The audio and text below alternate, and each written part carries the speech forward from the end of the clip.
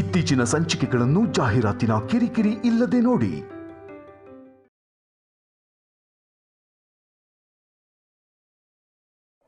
ಸಾರಿ ಸಂಪದ, ನಾನ್ ನಿಜ ಹೇಳಿಲ್ಲ ಅಂದ್ರೆ ನನ್ನ ಫ್ಯೂಚರ್ಗೆ ಪ್ರಾಬ್ಲಮ್ ಆಗತ್ತೆ ಅಂತಾನೆ ಹೇಳ್ದೆ.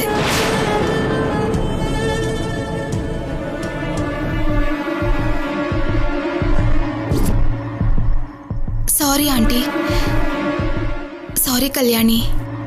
ಫ್ರೆಂಡ್ ಬಗ್ಗೆನೇ ಯೋಚನೆ ಮಾಡಿದ್ನೆ ಹೊರತು ನನ್ನ ಹಾಗೆ ಇನ್ನೊಂದು ಹುಡುಗಿ ಲೈಫ್ ಸ್ಪಾಯ್ಲ್ ಆಗುತ್ತೆ ಅಂತ ಗೊತ್ತಾಗ್ಲಿಲ್ಲ.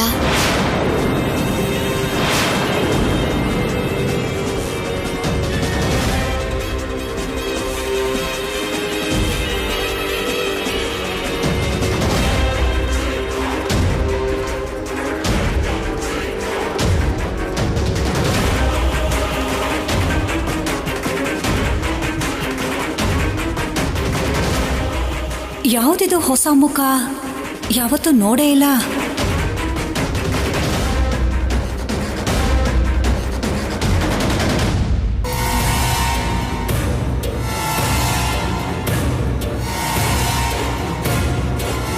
ದಮಯಂತಿ ಅತ್ತೆ ಎಷ್ಟು ಸಲ ಅನುಮಾನ ಪಟ್ರು. ದೇವರ ದಯೆಯಿಂದ ಯಾವತ್ತೂ ಸಿಕ್ಕಾಕೊಳ್ಳಿಲ್ಲ.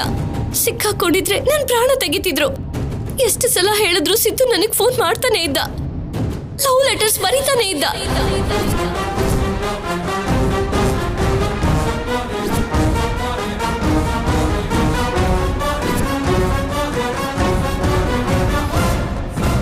ಆದ್ರೆ ಅದೆಲ್ಲ ಕಲ್ಯಾಣಿ ಅವಳಿಗೋಸ್ಕರ ಅಂತ ಅನ್ಕೊಂಡ್ಲು. ಸ್ಟೋರ್ ರೂಮ್ ಅಲ್ಲಿ ಕೂಡ ಸಿದ್ದು ಮಾತಾಡ್ತಿದ್ದು ನನ್ ಜೊತೆನೆ. ಬಲವಂತವಾಗಿ ನನ್ನನ್ನು ಕರ್ಕೊಂಡು ಹೋಗಿ ನಾವು ಓಡ್ ಹೋಗೋದಕ್ಕೆ ಎಲ್ಲ ಏರ್ಪಾಟ್ ಮಾಡಿದೀನಿ ಅಂತ ಹೇಳ್ತಿದ್ರೆ ಕಲ್ಯಾಣಿ ಕೇಳಿಸ್ಕೊಂಡ್ಲು.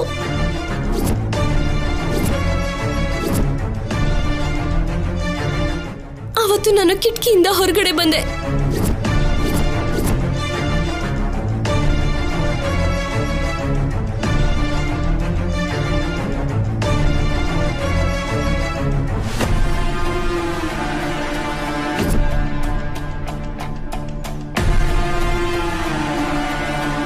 ಹೀಗೆ ಪ್ರತಿ ಕ್ಷಣ ನನ್ಗೆ ಯಾವುದೋ ಒಂದು ಪ್ರಾಬ್ಲಮ್ ತರ್ತಾನೆ ಇದ್ದಾನೆ ಇವನು.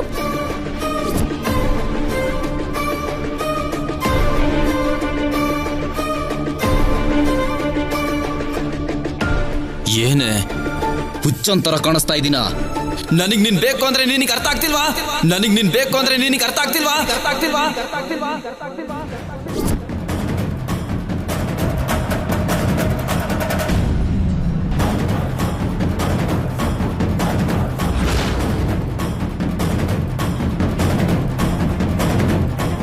5 ವರ್ಷ ಹುಚ್ಚಂತರ ಓಡಾಡ್ದೆ, ಇವಾಗ್ಲೂ ಓಡಾಡ್ತಿದ್ದೀನಿ. ದೊಡ್ಡ ಕುಟುಂಬ, ಪೊಲೀಸ್ ಆಫೀಸರ್ ಗಂಡನಾಗಿ ಬಂದಿದ ತಕ್ಷಣ ನಿನ್ನ ಪ್ರೀತಿಸಿದ್ದೆಲ್ಲ ಸುಳ್ಳು ಅಂತ, ನನ್ನ ಗಂಡನೇ ನನಗೆ ದೇವ್ರು ಅಂತ ಹೇಳಿ ಸತಿ ಸಾವಿತ್ರಿ ಹತ್ರ ಮಾತಾಡ್ತಿದ್ರೆ ನಾನೇನು ಹುಚ್ಚನ ಕೇಳಿಸ್ಕೊಂಡು ಹೊರಟೋಗೋದಕ್ಕೆ.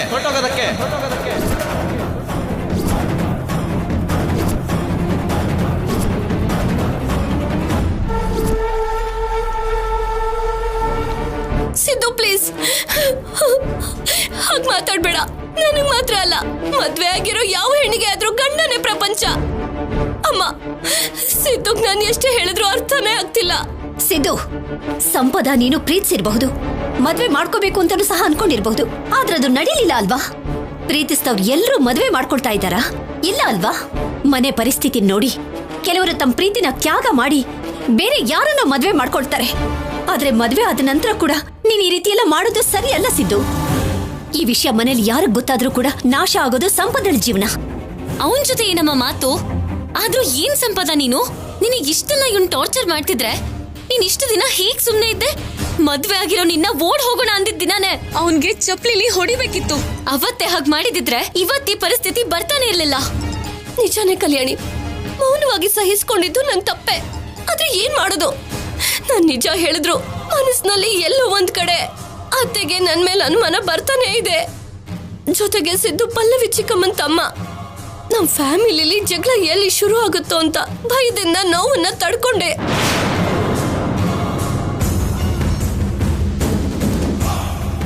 ಈಗ್ಲೂ ಕೂಡ ಇಷ್ಟೆಲ್ಲ ಆಗಿರೋದಕ್ಕೆ ನಿಮ್ಮ ಹತ್ರ ಹೇಳ್ಕೊಂಡು ನನ್ ಮನ್ಸಿನ ನೋವನ್ನ ಕಡಿಮೆ ಮಾಡ್ಕೋತಾ ಇದ್ದೀನಿ.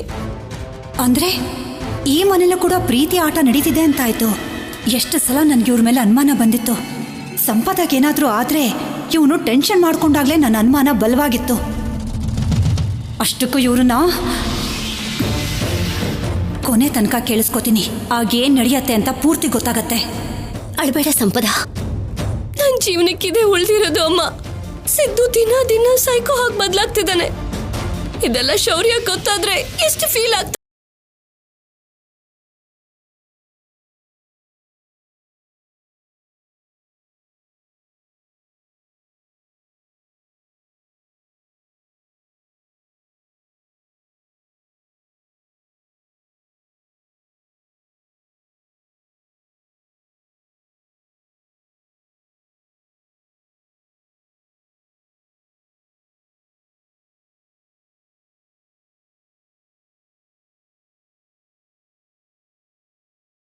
ಮುಂದೆ ಶೌರ್ಯನ್ ಬಗ್ಗೆ ಮಾತಾಡೋದು ನನಗಿಷ್ಟ ಆಗ್ತಿಲ್ಲ ಸಂಪದ.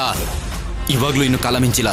ಬಾ ಹೋಗೋಣ. ಸಿದ್ದು ಕೈ ಬಿಡು ಪ್ಲೀಸ್. ಏಯ್ ಮರ್ಯಾದೆಯಿಂದ ಸಂಪದ ಕೈ ಬಿಡು. ಸಿದ್ದು ಬಿಡು. ಮತ್ತೆ ನೀನ್ ಯಾರ? ಸಿದ್ದು ಸಿದ್ದು ಸಿದ್ದು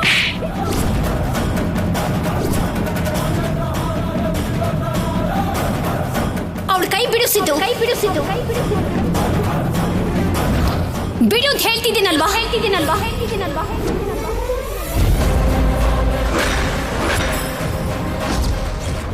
ಅಮ್ಮ ದಯವಿಟ್ಟು ನನ್ನ ಪ್ರೀತಿನ ಅರ್ಥ ಮಾಡ್ಕೊಳ್ಳಿ.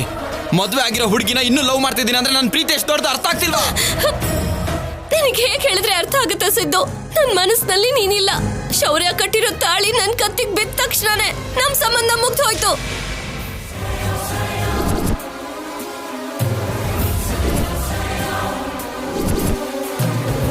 ನಿನ್ಗೂ ನನ್ಗೂ ಮಧ್ಯ ಯಾವ ಸಂಬಂಧನೂ ಇಲ್ಲ. ನನ್ ಮರ್ತು ಹೋಗು ಪ್ಲೀಸ್. ನನ್ನ ಜೀವನ ನಾಶ ಮಾಡ್ಬೇಡ. ಏನಿಲ್ವಾ? ನಿನಗೂ ನನಗೂ ಯಾವ ಸಂಬಂಧನೂ ಇಲ್ವಾ?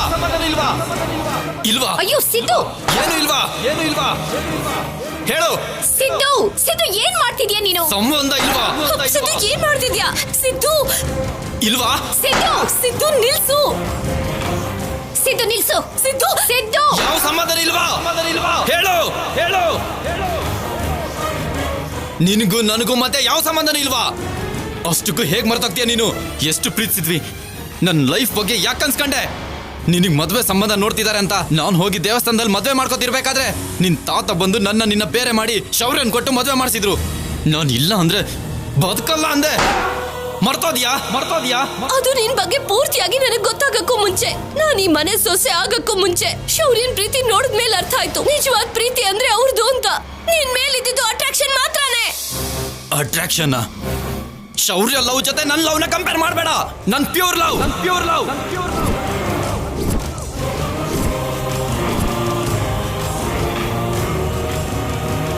ಮನೇಲಿ ಯಾರು ಇಲ್ಲ. ನಡಿ, ನಾವು ಹೊಸ ಜೀವನ ಶುರು ಮಾಡೋಣ.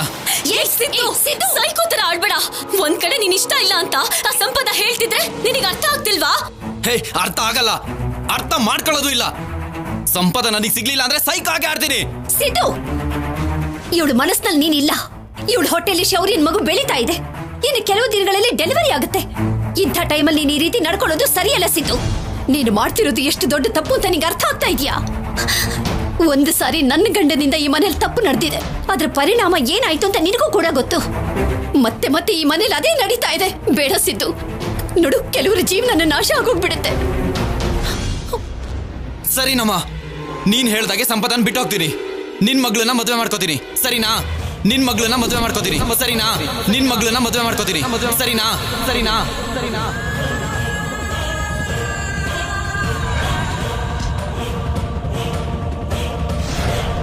ಏನಮ್ಮ, ಯಾಕೆ ಹಾಗೆ ಶಾಕ್ ಆದ್ರಿ? ಆಲ್ರೆಡಿ ಎಂಗೇಜ್ಮೆಂಟ್ ಕೂಡ ಆಗಿದೆ ಅಲ್ವಾ? ನಿಮ್ಮಿಬ್ರು ಶಾಕ್ ನನಗೆ ಅರ್ಥ ಆಯ್ತಮ್ಮ.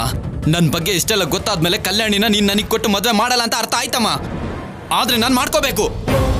ಯಾಕಂದ್ರೆ ನಿನ್ ಮಗಳು ನನ್ ಪೊರ್ಕಿ ಸೈಕೋ ಅಂತ ಎಲ್ಲರ ಮುಂದೆ ಗೊತ್ತಾಗೋ ಹಾಗೆ ಮಾಡಿದಾಳೆ. ಅಷ್ಟಕ್ಕೂ ನಾನು ಕಲ್ಯಾಣಿನ ಮದುವೆಗೆ ಒಪ್ಕೊಂಡಿದ್ದೆ ದುಡ್ಡಿಗೋಸ್ಕರ.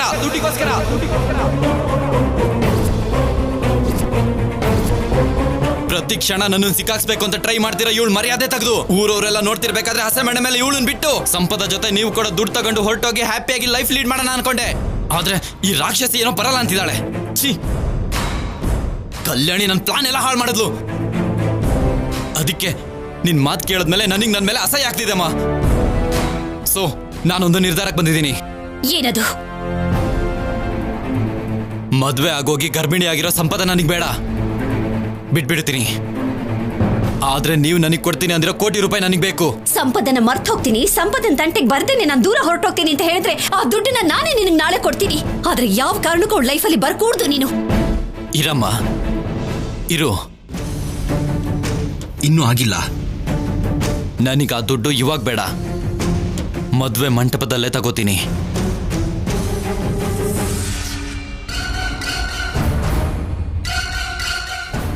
ಅರ್ಥ ಆಗ್ಲಿಲ್ವಾ? ಸಿದ್ದು ಕಲ್ಯಾಣಿ ಮದ್ವೆ ಅಂತ ಊರಿಗೆಲ್ಲ ಗೊತ್ತಾಗ್ಲಿ, ಎಲ್ಲರೂ ಬರಬೇಕು. ನೀನ್ ಕೊಡೋ ಕೋಟಿನ ತಗೊಂಡು ನಾನು ಹೊರಟೋಗ್ತೀನಿ. ಕಲ್ಯಾಣಿ ಮದ್ವೆ ಹಸೆಮಣೆ ಮೇಲೆ ನಿಂತೋಗುತ್ತೆ. ಗೊತ್ತಿರೋನೆ ಓಡ್ ಹೋದ ಅಂದ್ರೆ ಕಲ್ಯಾಣಿ ಎಂತವಳು ಅಂತ ಊರೆಲ್ಲ ಮಾತಾಡ್ಬೇಕು. ಕಲ್ಯಾಣಿ ಲೈಫು ಸ್ಪಾಯ್ಲ್ ಆಗ್ಬೇಕು. ಆವಾಗ ನನ್ನ ದ್ವೇಷ ಕಡಿಮೆ ಆಗುತ್ತೆ. ಸಾಯಿಸ್ಬಿಡ್ತೀನಿ ಸಿದ್ದು.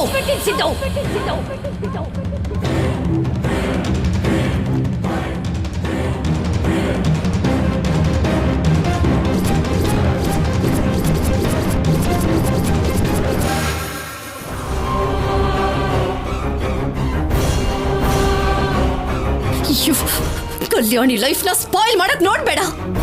ನೀನು ಕೇಳಿ ದುಡ್ಡನ್ನ ಕೊಟ್ಬಿಡ್ತೀನಿ, ಅವಳಿಂದ ದೂರ ಹೊರಟೋಗು. ಅಮ್ಮ, ಆಫೀಸರ್ಗೆ ನಡೆದಿರೋದನ್ನೆಲ್ಲ ಹೇಳ್ಬಿಡೋಣ ಅಮ್ಮ, ಅರ್ಥ ಮಾಡ್ಕೋತಾನೆ. ಇವನನ್ನ ಶೂಟ್ ಮಾಡ್ಬೇಕಾಗ್ತಾನೆ. ಶೌರ್ಯಂಗ್ ಹೇಳ್ತೀರಾ? ಹೇಳಿ, ನಾನು ಹೇಳ್ತೀನಿ. ಏನೋ ಹೆದರ್ಸ್ತಿದ್ಯಾ? ಏನಂತ ಹೇಳ್ತೀಯಾ? ಏನಂತ ಹೇಳ್ತೀನಾ? ತುಂಬಾ ಹೇಳ್ತೀನಿ. ಐ ಮೀನ್, ಸಂಪದ ಬಗ್ಗೆ, ನನ್ನ ಪ್ರೀತಿ ಬಗ್ಗೆ, ಸಂಪದ ಹೊಟ್ಟೆಲಿರೋ ಮಗು ಬಗ್ಗೆ ಹೇಳ್ತೀನಿ. ವಾಟ್? ಹೌದು ಕಲ್ಯಾಣಿ, ಸಂಪದ ಹೊಟ್ಟೆಲ್ ಬೆಳಿತಿರೋದು ಶೌರ್ಯ ಮಗು ಅಲ್ಲ, ಅದು ನನ್ ಮಗು ಅಂತ ಹೇಳ್ತೀನಿ. ಮದ್ವೆಗೂ ಮುಂಚೆ ನಾವು ಮೂವಾದ್ವಿ ಅಂತ ಹೇಳ್ತೀನಿ.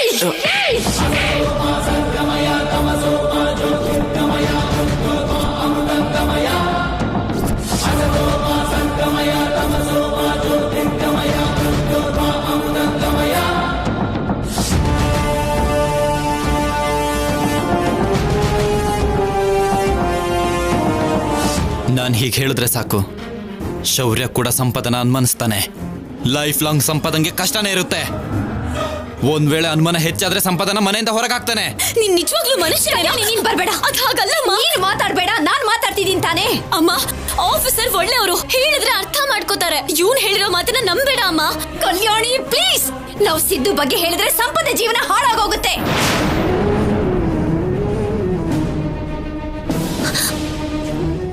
ಸಿದ್ದು, ನಿನ್ ವಯಸ್ಸಿನಲ್ಲಿ ಚಿಕ್ಕವನಾಗಿದ್ರು ನಿನ್ನ ಕೈ ಮುಗಿದು ಕೇಳ್ಕೊಳ್ತೀನಿ, ಸಂಪದ ಕಲ್ಯಾಣಿನ ಬಿಟ್ಬಿಡು, ಹೊರಟೋಗಿಲ್ಲಿಂದ. ಸಾರಿ ಅಮ್ಮ, ಆಗಲ್ಲ. ನಾನಿಲ್ಲಿಂದ ಹೋಗೋದಾದ್ರೆ ಸಂಪದನ್ ಜೊತೆಗೆ ಹೋಗ್ಬೇಕು, ಇಲ್ಲ ಅಂದ್ರೆ ಕೋಟಿ ತಗೊಂಡು ಕಲ್ಯಾಣಿ ಲೈಫ್ನ ಸ್ಪಾಯ್ಲ್ ಮಾಡಿನ ಹೋಗ್ಬೇಕು. ಸಿದ್ದು, ನನ್ ಪ್ರಾಣನಾದ್ರೂ ಬಿಡ್ತೀನಿ ಹೊರತು ನಿನ್ ಜೊತೆ ಬರಲ್ಲ. ಹಾಗಾದ್ರೆ ನಿನಗಿರೋದು ಒಂದೇ ಆಪ್ಷನ್ ಅಮ್ಮ, ಕೋಟಿ ಕೊಟ್ಟು ನಿನ್ ಮಗಳ ಭವಿಷ್ಯನ ನಾಶ ಮಾಡ್ಕೊಳ್ಳೋದು.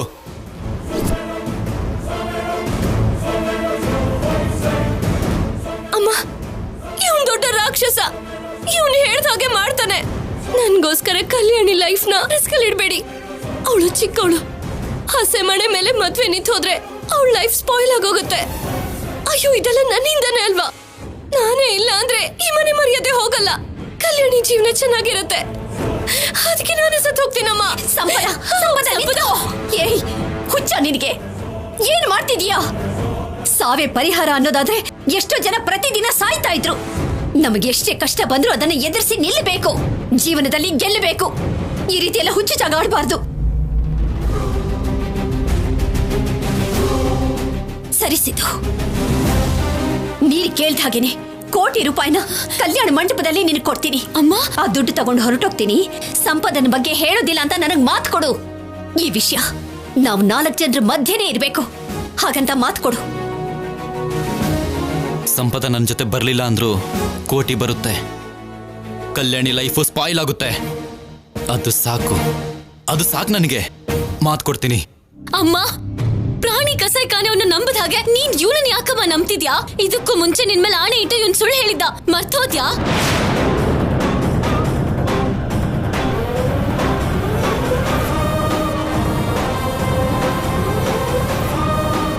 ಅಮ್ಮ, ನನ್ನ ಮೇಲೆ ಆಣೆ ಮಾಡಿ ಹೇಳು, ಆದ್ರೆ ಕಲ್ಯಾಣಿ ಪಬ್ ಕಲ್ಚರ್ಗೆ ತುಂಬಾ ಅಡಿಕ್ಟ್ ಆಗಿದ್ದಾಳೆ. ಅದಕ್ಕೆ ರಾತ್ರಿ ಹಾಗೆ ಮಾಡಿದ್ದು.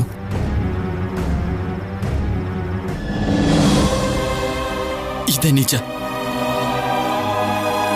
ಸಿದ್ದು, ನಿಮ್ಮಮ್ಮ ಮೀನಾಕ್ಷಮ್ಮನ್ ಮೇಲೆ ಆಣೆ ಮಾಡಿ ಹೇಳು. ಮನುಷ್ಯ ಅಂದ್ಮೇಲೆ ಸ್ವಲ್ಪ ನಂಬೇಕು ಕಲ್ಯಾಣಿ. ಆದ್ರೆ ನೀನು ಮನುಷ್ಯನೇ ಅಲ್ಲ ಅಲ್ವಾ? Thank you. ನನ್ನ ಅಮ್ಮ ಮೀನಾಕ್ಷಮ್ಮನ್ ಮೇಲೆ ಪ್ರಮಾಣ ಮಾಡಿ ಹೇಳ್ತೀನಿ. ನನ್ನ ಕೈಗೆ ದುಡ್ಡು ಬರ್ತಿದ್ದ ಹಾಗೇನೆ ಹೊರಟೋಗ್ತೀನಿ. ಸರಿನಾ? ಎಲ್ಲ ಓಕೆ ಅಲ್ವಾ? ಕಲ್ಯಾಣಿ, ಸೂಪರ್ ಟ್ವಿಸ್ಟ್ ಕೊಟ್ಟೆ. ಬರ್ತೀನಿ.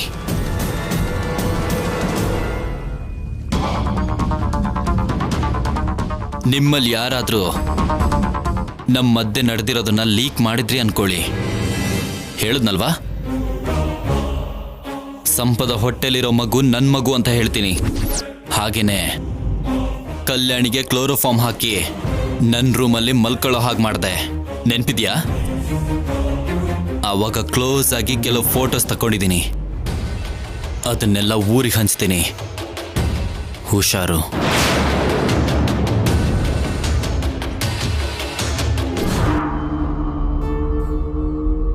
ನೋಡಿದ್ಯಾ ಅಮ್ಮ, ಅವನ್ ಎಂತ ಪೊರ್ಕಿ ಅಂತ ನಾನು ಅವತ್ತಿಂದ ನಿನಗೆ ಹೇಳ್ತಾನೆ ಇದ್ದೆ. ಯಾರು ನಂಬಲಿಲ್ಲ. ನೀನ್ ಹೇಗ್ ನಂಬ್ತೀಯ ಹೇಳು? ಅವನ್ ಹಾಗೆ ಪ್ಲಾನ್ ಮಾಡಿದ್ದ. ಕಲ್ಯಾಣಿ, ಸಂಪದ, ಈಗಿಲ್ಲಿ ಏನು ನಡೆದಿಲ್ಲ ಅನ್ನೋ ಥರ ನಾವು ತೋರಿಸ್ಕೋಬೇಕು. ಸಂಪದ, ಅಳ್ಬೇಡಮ್ಮ. ಇದ್ರ ಬಗ್ಗೆ ಹೆಚ್ಚು ಯೋಚನೆ ಮಾಡಬೇಡಮ್ಮ. ನಾನು ಎಲ್ಲ ನೋಡ್ಕೋತೀನಿ.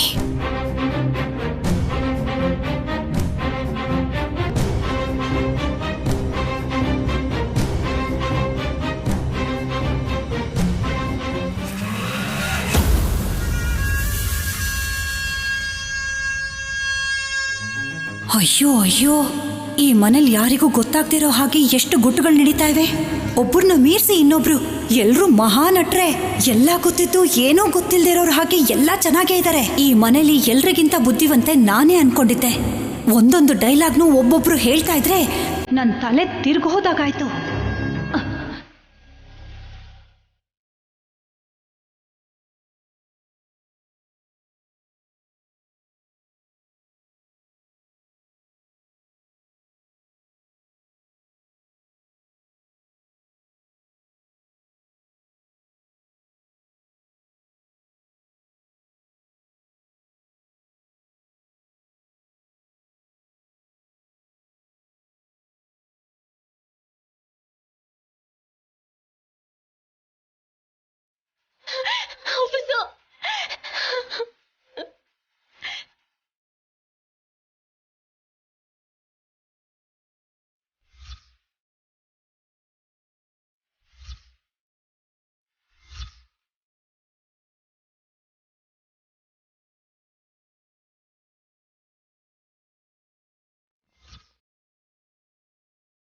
ಕಲ್ಯಾಣಿ, ಏನಾಯ್ತು ಕಲ್ಯಾಣಿ? ಆ ಕೇಕು ಅದೆಲ್ಲ ಯಾಕೆ ಹಾಕ್ಬಿಟ್ಟಿದೆ? ಕಲ್ಯಾಣಿ, ಯಾಕೆ ಅಳ್ತಿದ್ಯಾ? ಕಲ್ಯಾಣಿ ಎಮೋಷನಲ್ ಆಗಿ ನಡೆದಿದ್ದನ್ನೆಲ್ಲ ಹೇಳ್ಬಿಡ್ತಾಳ ಹೇಗೆ? ಕಲ್ಯಾಣಿ, ಏನಾಯ್ತು? ಸಂಪದ, ನೀನಾದ್ರೂ ಹೇಳು.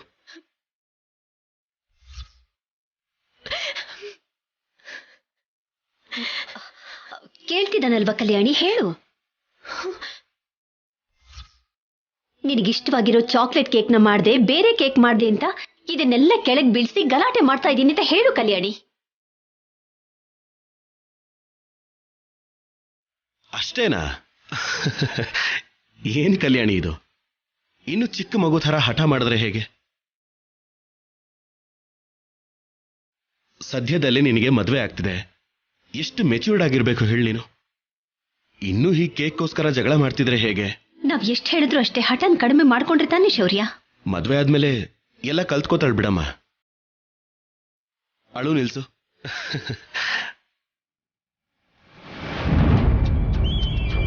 ಸಂಪದ, ಯಾಕೆ ಡಲ್ ಆಗಿದೆಯಾ? ಏನು ಮಾತಾಡ್ತಾನೆ ಇಲ್ಲ? ಏನೂ ಇಲ್ಲ ರೀ. ಓ ಹೌದಾ? ಸರಿ, ಟ್ರೈನಿಗೆ ಟೈಮ್ ಆಗ್ತಾ ಇದೆ, ಬೇಗ ರೆಡಿ ಆಗು. ಈಗೆಲ್ಲಿಗೆ ಶೌರ್ಯ? ಇದೇನಮ್ಮ ಹೀಗೆ ಕೇಳ್ತಾ ಇದೆಯಾ? ರಾತ್ರಿ ಹೇಳಿದ್ನಲ್ಲ, ಇವಳು ಇಲ್ಲೇ ಇದ್ರೆ ಸಂಪದಾಗೋ ಅಮ್ಮಗೂ ಮನಸ್ತಾಪಗಳು ಬರುತ್ತೆ ಅಮ್ಮ. ಅದಕ್ಕೆ ಸಂಪದಾನ ಅವ್ರ ಊರಿನಲ್ಲೇ ಬಿಟ್ಟು ಬರೋಣ ಅಂತ. 9ನೇ ತಿಂಗಳಲ್ಲಿ ಪ್ರಯಾಣ ಅಷ್ಟು ಒಳ್ಳೇದಲ್ಲ ಶೌರ್ಯ. ಇವಳಿಗೆ ತುಂಬಾನೇ ಕಷ್ಟ ಆಗುತ್ತಪ್ಪ. ಪೇನ್ ಯಾವಾಗ ಬೇಕಾದರೂ ಸ್ಟಾರ್ಟ್ ಆಗಬಹುದು. ಅದಕ್ಕೆ ಡೆಲಿವರಿ ಆಗೋವರೆಗೂ ಸಂಪದ ಇಲ್ಲಿದ್ರೇನೆ ಒಳ್ಳೇದು. ಯಾವ ಕ್ಷಣ ಹೇಗಿರುತ್ತೋ ಗೊತ್ತಿಲ್ಲ ಅಲ್ವಾ? ಇಲ್ಲಾದ್ರೆ ನಾವೆಲ್ಲರೂ ಇರ್ತೀವಲ್ವಾ? ಸಂಪದ, ನೀನ್ ಇಲ್ಲೇ ಇರ್ತೀಯಾ? ಸಂಪದನಿಗೆ ಹೋಗೋದಕ್ಕೆ ಇಷ್ಟ ಇಲ್ಲ ಅಂತ ನನ್ನ ಹತ್ರ ಹೇಳಿದ್ಲು ಶೌರ್ಯ. ಹೌದಾ? ಇವಳು ಬೇಜಾರು ಮಾಡ್ಕೋತಾಳೆ ಅಂತ ಕಳ್ಸೋಣ ಅನ್ಕೊಂಡೆ. ಇವಳಿಲ್ಲೇ ಸಂತೋಷವಾಗಿರ್ತಾಳೆ ಅಂದ್ರೆ ನನಗೆ ಅದಕ್ಕಿಂತ ಇನ್ನೇನ್ ಬೇಕಮ್ಮ? ಕಲ್ಯಾಣಿ, ಬಾ ನನ್ ಜೊತೆ.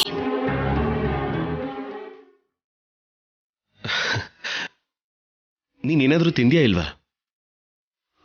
ಜ್ಯೂಸ್ ತಗೊಂಡ್ ಬರ್ತೀನಿ.